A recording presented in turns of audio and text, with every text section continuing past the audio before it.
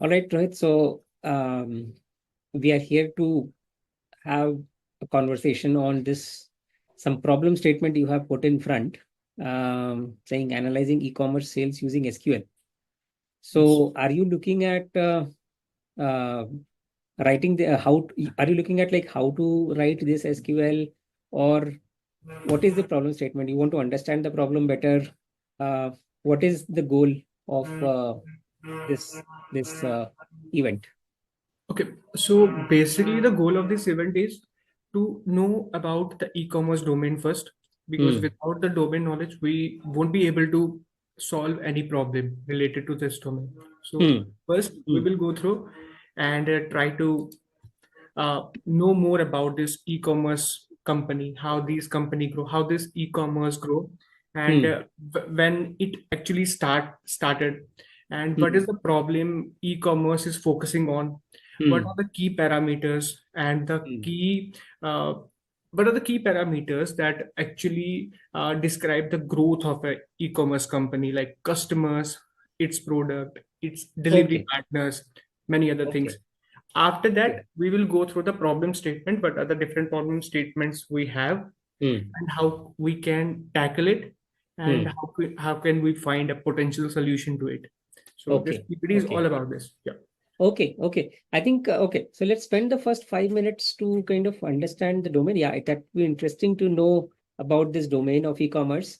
Yeah. Yes, Rohit, I'm like eager to learn more. Oh, Go ahead. okay. Let's go first. This is the lecture flow, how our lecture will go like.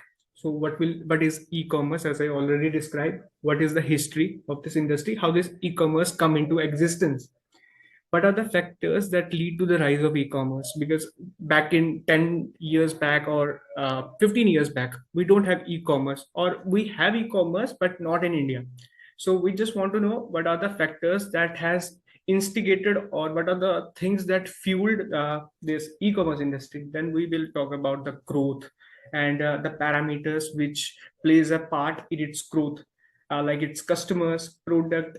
And I will ask you one question. So if there is a key parameter that you think it's a hero parameter, so what will be that parameter? Is it the customers, is it the product, is it the delivery partner, or is it something else? Because I haven't introduced everything here. I just introduced the three key parameters, but Hmm. there are more than that. After Hmm. that, we will see the challenges the e-commerce industry faces every day and how they overcome them. Hmm. After that, how can we master the data? Means, if company gives me any problem, how can I approach to that problem? Because we can't grab the problem in a very first go. We just have to think about, first of all, domain, think about the problems, then see how severe that problem is, or how mild that problem is, and after that we can find a perfect solution. So this is what we are going to do in this Hmm. session. So this is a Hmm. lecture overflow. Okay. So in our first page, we have an e-commerce industry. Everyone knows why it is called e-commerce, because previously, back in 20 or 30 years back, we have a commerce industry where we purchase and sell the goods offline. But now the thing has shifted towards the this internet. That's why it's called an e-commerce industry, electronic commerce industry, where we can not only buy goods, but we can sell different goods. You can just name them: electronic media, anything, computers, clothes, your home appliances, your furniture, everything. You can just name them, you can just find it over the internet. So what are the factors that has actually fueled its expansion? So there are numerous factors. First is the technological advancements. Technological advancement means your mobile phones, because we see there is a high surge of mobile phones. The mobile phones have become uh, very common nowadays. So, and access to the internet, this is the one thing that is very important for its growth. That's why I just keep it in a very first place. Then the convenience and accessibility. You don't want to go outside, you don't want to purchase good from outside or clothes outside. You just want to scroll on your mobile phone, and you will see different things. Some things at the same time, accessibility is like you don't find certain good in offline stores. Okay, so there are certain good that you can find on online store also, or only like old comics, because I'm a comic fan. So these old comics are always find on these online stores. You can't find it on offline stores. Then the faster delivery options, Yeah. delivery part, you can get your things in just six Hmm. minutes now, Hmm. because of the involvement of that quick Correct. commerce. Uh, so this is the one thing, you can get a thing at the at the same day, or two Hmm. days after 3 days.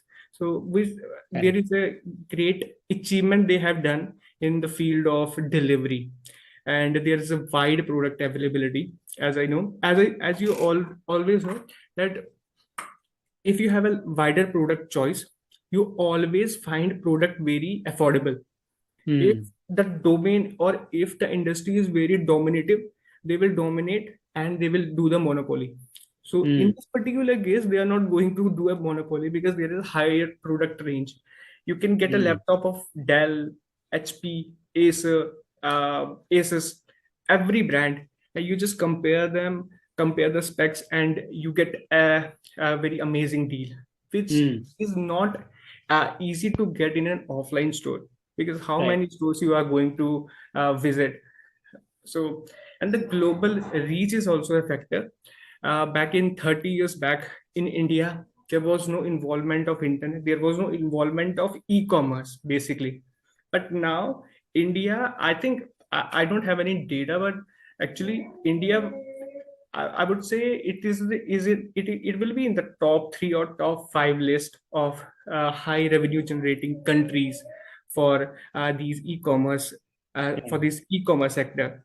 The rise of social media and the digital marketing, Instagram. You have you ever noticed, like, whenever you are saying about this product, or you talk to someone about a specific product, after some days you will get these ads of that product. Because I Hmm. recently talked about this mobile phone, and I got ads about these, because they are listening to us. So Very we are not much. going to go too much deeper into this marketing, but this is also a marketing strategy that they are Correct. following. They take the users data, and they just found out what is the requirement of a particular user. So this Hmm. is also one thing that has fueled the expansion of it. Then the Hmm. impact of COVID-19, you all know. I know it was a Yeah. very bad experience, but yes, for the e-commerce company, it was a uh, It was a boon in disguise.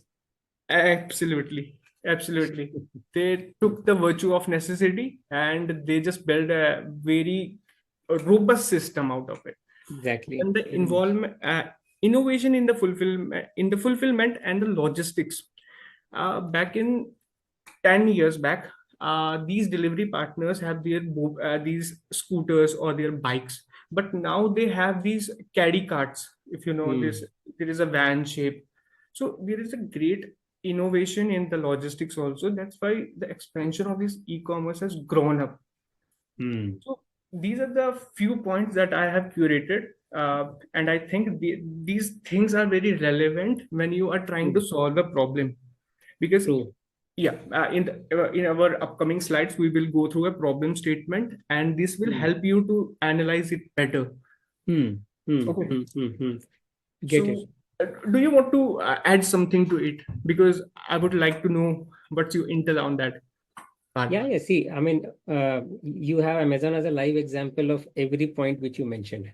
So, because of technological advancement, because of uh, computing becoming fast, computing becoming bigger, you have the storage becoming easier, building an application on cloud is easier than ever, right? With the favorite kid of today, Gen AI, right? That also being there. So the all this innovation, whether it is in fulfillment, whether it is in order management, whether it is inventory management, right? Whether it is risk management, quality control, right? And technology is impacting everywhere. And the e-commerce industry, the only way to make money is to sell it to the end customer, right? The other things maybe some sponsorships, maybe some so maybe those will be very, very small part of your earnings. Maybe you would like to earn through franchisee, right? So, but your main sales which you are doing, say Amazon has 300 million customers, right? And its market value is currently 1.2 trillion. Oh, So it is very, very clear that all these aspects and people for e-commerce is something where Amazon 94 started like just for books. Flipkart also started just for books because it is easier to start in just one category because you don't know how will a supply chain work, your demand, supply, those aspects is not sorted out. So you start with something where demand could be more or less stable, and books are one very good category to start with. And then they keep figuring out the supply chain, and they kept applying technology there, and every part of it slowly they started adding more and more product, make their product catalog wider, right? And today yep, they sell anything and everything on the planet, right? absolutely, absolutely. So and yeah, nobody can deny their impact on COVID. I know personally people working, my friends working in these e-commerce companies, and during that COVID, they were tested. Their systems were tested to the limits of scale of complexity because the same they had maybe 10 orders a day, 20 orders a day. Suddenly, if that shoots up to 1,000 orders a day, so your operation scale management, everything goes for a toss. And again, technology comes to rescue.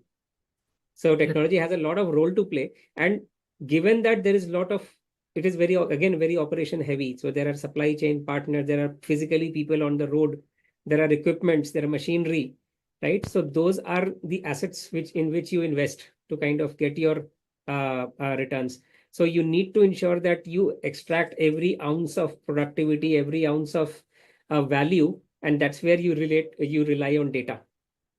So then you need people, you need to have a team at your company. So Amazon has a huge data team, right? And I will call it as a data plus AI team, right? And that team is very critical to a company like Amazon to maintain their competitive edge, right? And that team would involve different roles: a data analyst, a data engineer, a data scientist, an AI engineer, a cloud engineer, a security engineer, right? A DevOps engineer.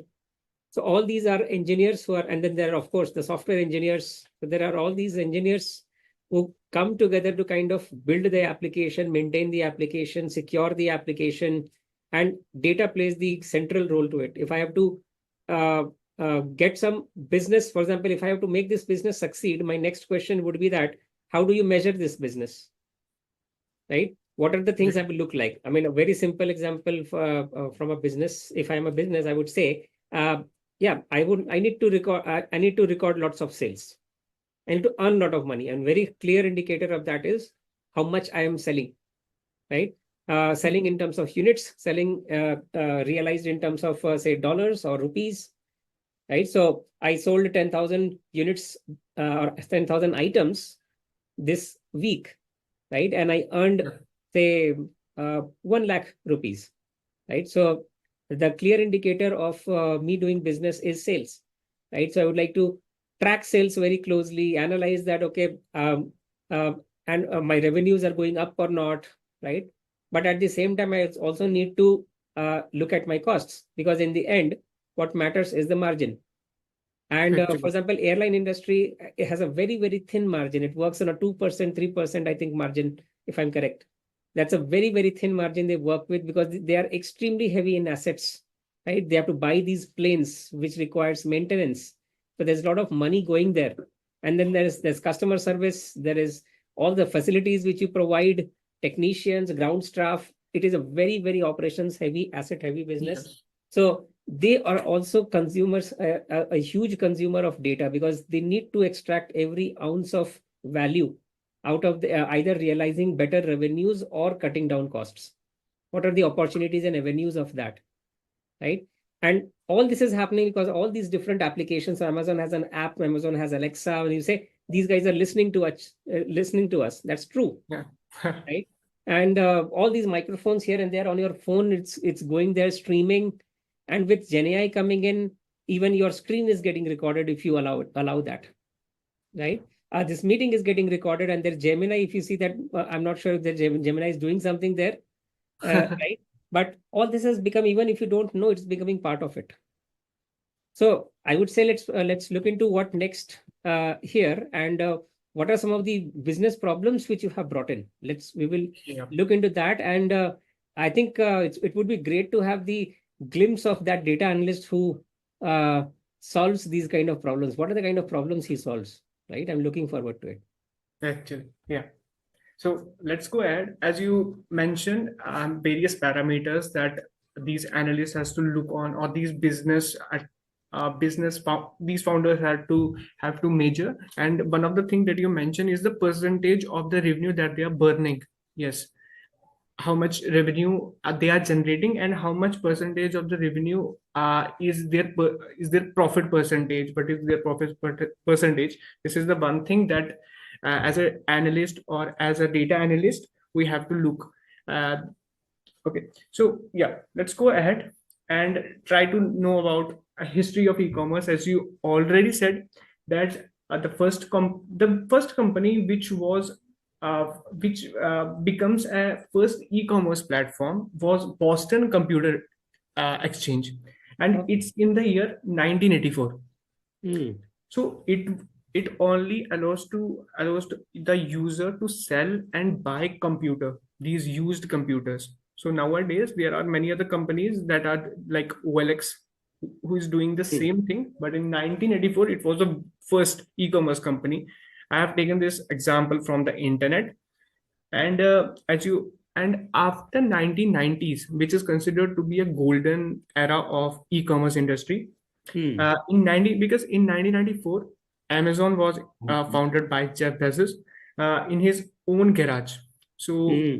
formally it is used to sell these books, as you mentioned. Right. So after generating a lot of revenue from the books, it bootstraps, and then it starts with a product. Now it become a very big e-commerce company. If you name them, it's a product-based company. It Hmm. also is a service-based company. So Right. yeah, this is how they have started with.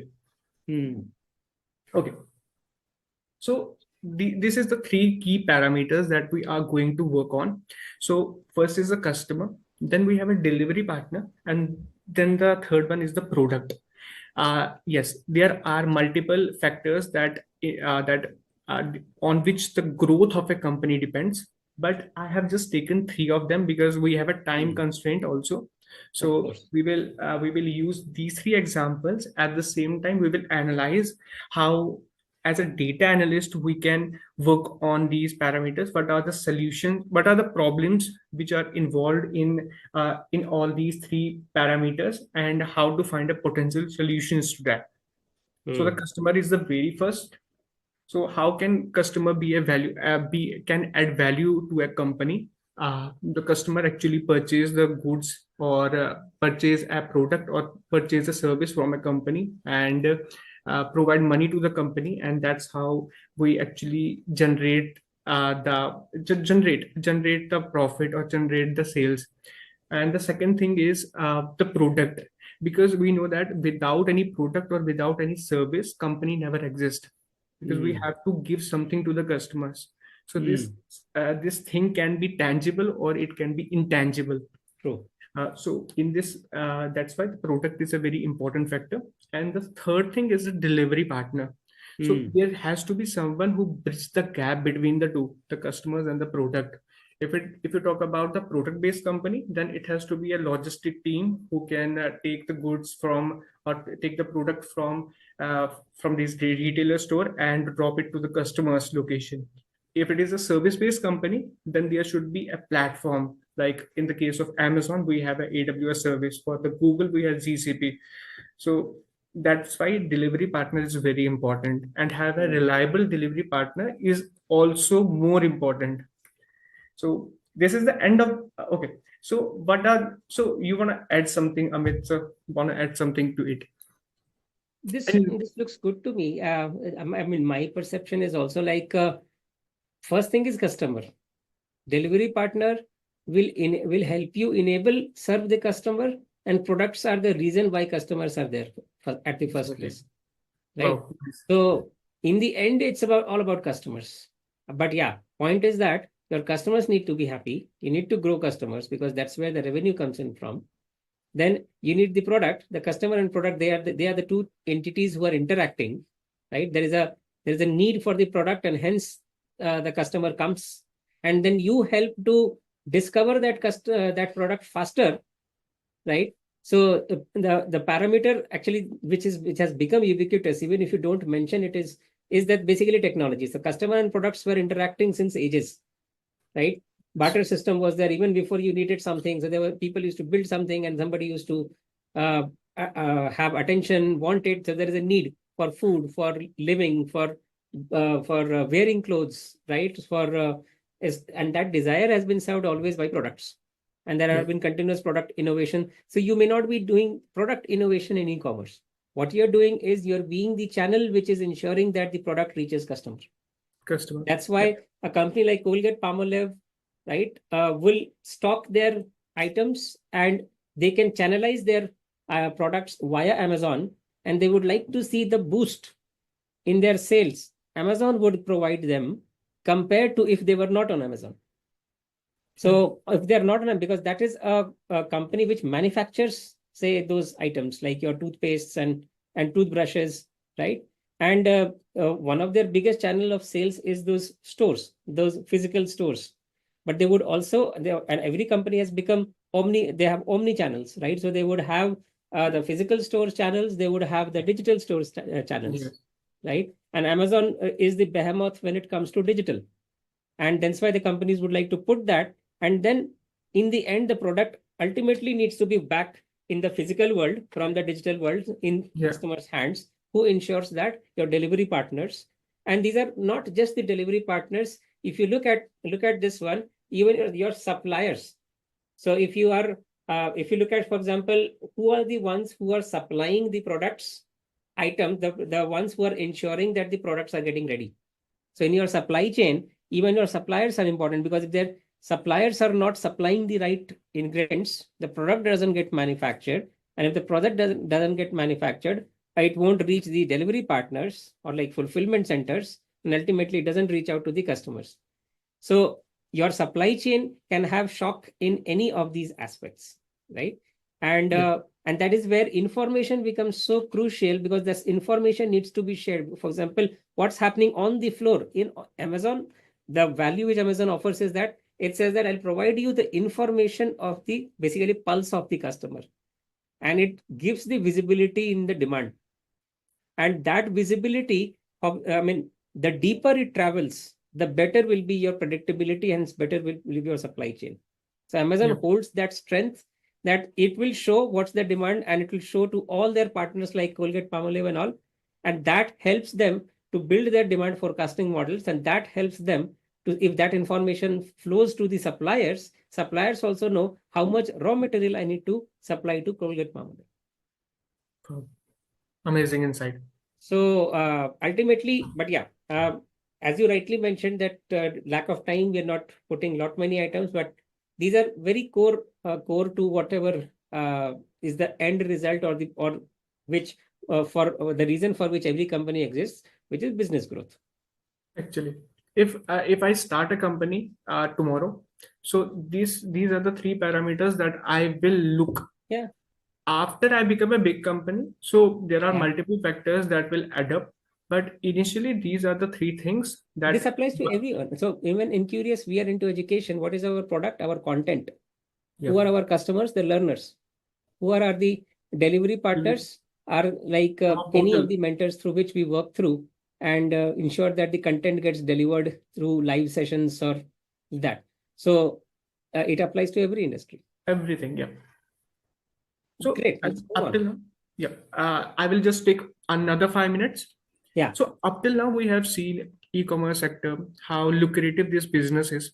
But at Hmm. the end of the day, when we see something on a very small picture, it is nice that this thing is generating lots of profit and lots of revenue. But there are many other limitations, and there are many other hiccups, I would say, that comes in this business. So we are going to discuss about that. After that, we will return back to our problem statements. Okay. Sure. So okay. This is the challenges that this industry actually faces every day. And I Hmm. would say not every day, but every millisecond. So Oh. they have yeah. So first is the cybersecurity and the fraud prevention. So Hmm. because it's a big company, Amazon is a big company, so they have firstly they have to prevent the customers' information, because we are using our credit cards, we are using our debit cards. So this is the one thing they are very prone to. So that's why they have to use a high level of security system, high level of encryption, uh, to save the customers' uh, personal information, not only personal information, but their personal information as well.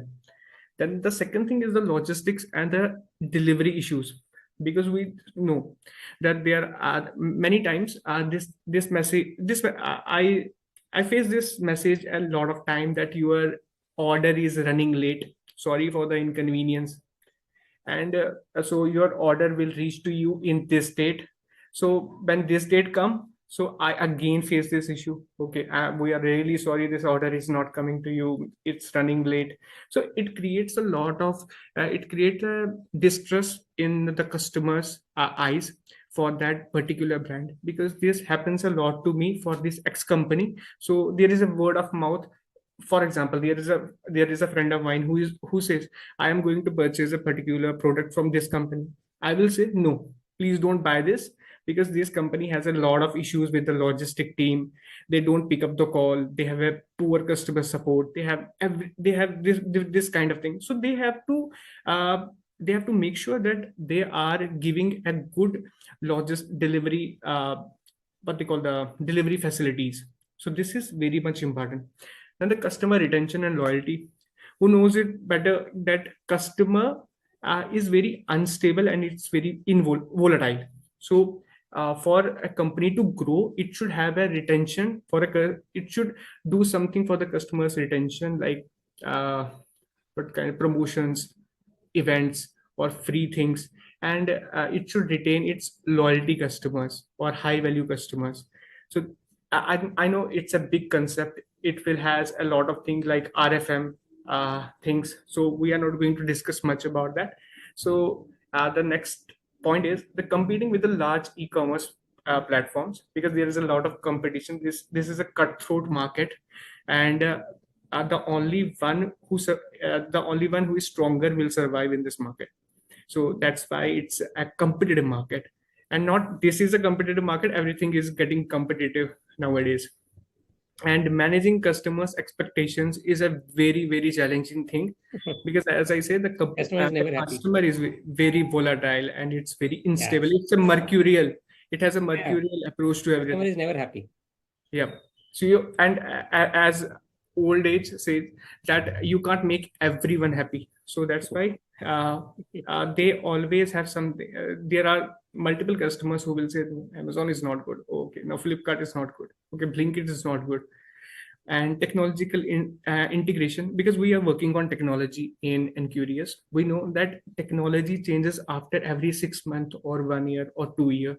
So they have to keep up with the technology. Right now, if Azure services are trendy, so they have to implement this Azure services. But now, after some years, this Amazon services become very trendy or hype. Then they have to shift their focus from Azure to Amazon. And if Google's platform become very hyped, or they give a lot of facilities to these companies, then they have to shift their entire system to the Google. I don't know much about it, but yes, you know about it. How this company has to integrate migrate from one platform to another platform. And the Right. last thing is the operational cost. As you said, that economies changes, delivery changes, cost of petrol, cost of fuels changes. So there is a high chances that these operational costs will not remain same all the time. So these Mhm. are the few challenges. Apart from that, there are many more, but we are not going to add everything. So these are the things that actually are the challenges for e-commerce industries, and these are the things that actually hinders the growth of the e-commerce industry. Yep. Understood. Got it. Good points.